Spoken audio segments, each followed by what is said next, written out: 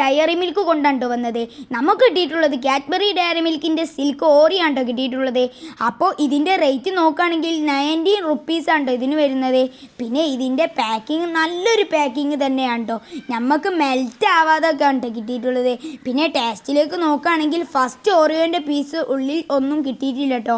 പിന്നെ കുറച്ച് തിന്നപ്പോഴാണ് ഓറിയോൻ്റെ ബിസ്ക്കറ്റ് ഉള്ളിൽ നിന്നും കിട്ടുന്നത്.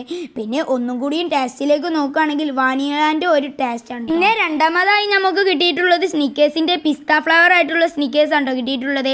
പിന്നെ ഇതിന് വരുന്ന റേറ്റ് ആണെങ്കിൽ 30 റുപ്പീസാണ് ഇതിന് വരുന്നത്.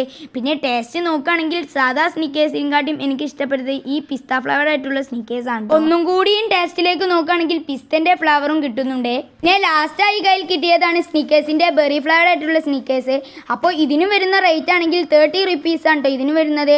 പിന്നെ ടേസ്റ്റിലേക്ക് നോക്കുകയാണെങ്കിൽ ചെറിയൊരു സ്ട്രോബെറീൻ്റെ ടേസ്റ്റ് ഉണ്ട് കേട്ടോ. അപ്പോൾ ഈ വീഡിയോ ഇഷ്ടപ്പെട്ടാൽ ലൈക്ക് ചെയ്യാനും ചാനൽ സബ്സ്ക്രൈബ് ചെയ്യാനും മറക്കരുത്. അപ്പോൾ അടുത്ത നല്ല വീഡിയോയിൽ കാണാം. ബൈ.